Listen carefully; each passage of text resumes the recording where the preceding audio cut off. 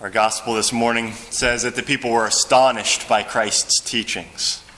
And to really understand the astonishment of the Jewish people, you have to see it in the context of the first reading. The first reading is Moses, perhaps the greatest figure in the entire Old Testament. And he predicts that one day a prophet would come who's greater than he is. And he says, when that prophet comes, listen to him. And from that point forward, the scribes, the Pharisees, the teachers of Israel, they always invoked the authority of Moses. They traced their authority back through a line of descent to Moses. But when Christ comes, he speaks on his own authority. And that's why people were shocked, because he didn't invoke the authority of Moses, he invoked his own authority. And so it was the fulfillment of this reading from the Old Testament that would have been very much in the minds of the Jewish people. And that's why they're astonished that he's teaching with such authority. And the people responded with such reverence towards his teaching. And it says even the demons were subject to him because his word had such power. And as I was reflecting on these readings, I was reflecting on the contrast between the reverence that people had towards Christ's teachings and the power and the authority that his teachings had, compared to today, the amount of cynicism and apathy there is towards the teachings of Christ, in which he teaches us through Scripture and through the church. It's a very different attitude in today's culture. Today's culture, people tend to be tolerant of theology as long as it doesn't impact their behavior or make any demands upon them. You can believe whatever you want about the Trinity or about God. That's fine, as long as it doesn't make any demands on anyone's moral behavior. But the moment you start getting into moral theology, especially issues around chastity, people get fired up and they'll attack the church. And you'll hear people attack the church teaching as being archaic, irrelevant, medieval. People say we're in the 21st century now, we don't have to listen to any of that. You'll hear people say, why do we have to listen to a bunch of celibate old men in Rome? What do they know about anything? People will go on the attack. And in our media, people living chastity, they often portray them as being socially awkward or weird.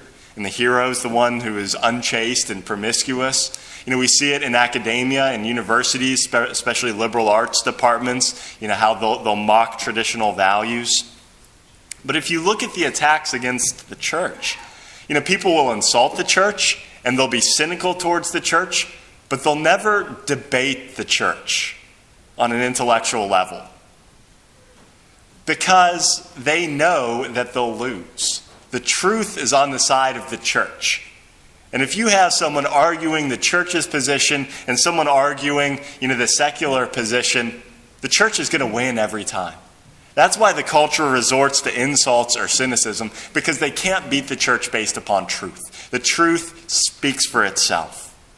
And the church's teachings are based on the truth. What are some examples of that?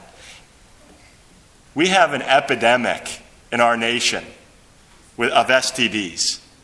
There's 20 million reported cases per year of people in the United States contracting STDs. 20 million reported cases. That's not the total number of cases, just the reported cases. And everyone acknowledges this is a major health crisis and this is a major problem. And there's all these initiatives to try and stop the spread of STDs. But how many people have the courage to stand up and say that if people were living chastity and were living in accord with God's laws and they were reserving the marital act for marriage in a monogamous marriage, that we wouldn't have any of those STDs?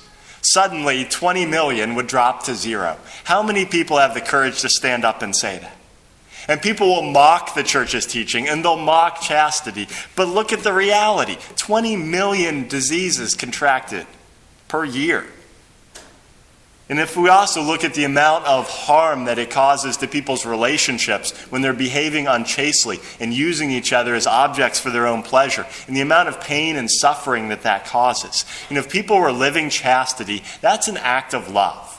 If somebody denies their own physical desires for the good of the one that they care about, to protect them morally, to protect them spiritually, and to protect them physically from things like STD, love would flourish in our society, and relationships would be so much healthier, and it would save us so much pain if people simply follow God's laws.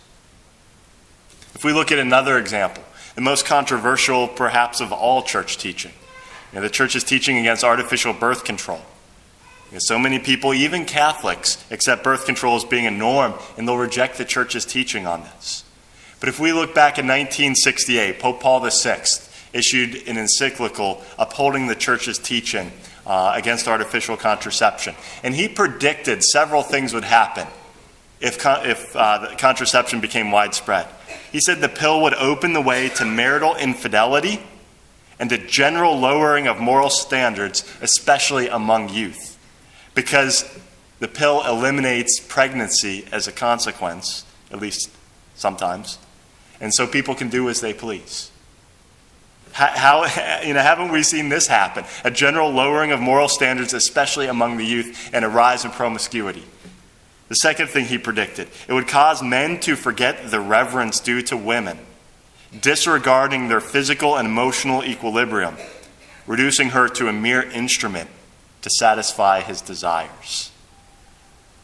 And the third thing he predicted was the danger of public authorities abusing their power to impose birth control, which we've seen in countries throughout the world with population control agendas that they've pushed on their people. And we even see it in the United States with the HHS mandate, forcing everyone to cover birth control pills in their insurance policies. But we've seen each one of these play out exactly as Pope Paul VI predicted. And if we look at the second one, disregarding the physical and emotional equilibrium of a woman, in 2005, the World Health Organization declared oral contraceptives to be a first-class carcinogen, in the same category as asbestos. And if you read a lot of medical textbooks, they might mention that, but they'll just dismiss it, saying the benefits outweigh the risk. How scientific is that judgment? The benefits outweigh the risk. How are you going to tell that to a woman who was on the pill for years and contracted breast cancer and is on her deathbed dying from that? Are you going to tell her that the benefits outweigh the risk? In today's culture, it's very popular for people to wear pink to fight breast cancer, to stand up for fundraising or in support of women who have breast cancer, and it's a good cause. But how many people have the courage to stand up and to say that the contraceptive pill is a major contributing factor to cervical cancer and breast cancer within our society? How many people have the courage to stand up and say that? And how many men have the courage to stand up and say that if they truly love their wife, that they wouldn't allow her to be taking a carcinogen into her body? Or if a man really loves his girlfriend, he wouldn't allow that. Or if a father really loves his daughters, he wouldn't allow her to be on the pill. How many people are willing to embrace chastity and to make a sacrifice for the good of the one that they love? The church does allow natural family planning within marriage to space out births for serious reasons. Natural family planning respects a woman's natural God-given cycles of fertility and infertility. But the oral contraceptives and various forms of contraception are never morally acceptable. And people will mock the church's teaching. But if you start to look at it, if you look at the health effects and the effects on divorce and the emotional effects it has and the effects it has on tearing apart marriages within our society, the church is right. People can mock the church all they want, but if they want to stand up and debate the church is teaching and the truth is going to stand out loud and clear. Just as the gospel says that Christ's teachings drove out the unclean spirit, if we heed Christ's teachings, it will drive disorder out from our lives. Sin causes disorder. It causes suffering and pain. It throws our lives out of order. And when we follow Christ's teachings, it establishes the order within us that's necessary for us to experience peace and authentic joy. So as we reflect on these readings today, Christ's voice speaks with the same authority today as it did 2,000 years ago, because he speaks with truth. And so the question is, do we listen with reverence and allow God's teachings given to us through Scripture and through the church to order our lives so that we can flourish? Or perhaps have we fallen into what the culture teaches, to be dismissive of those teachings, or to be cynical and reject the church's teachings? In which case, perhaps it's time for us to have a renewed respect and a renewed openness to listening to the voice of Jesus Christ, whom even the unclean spirits obeyed.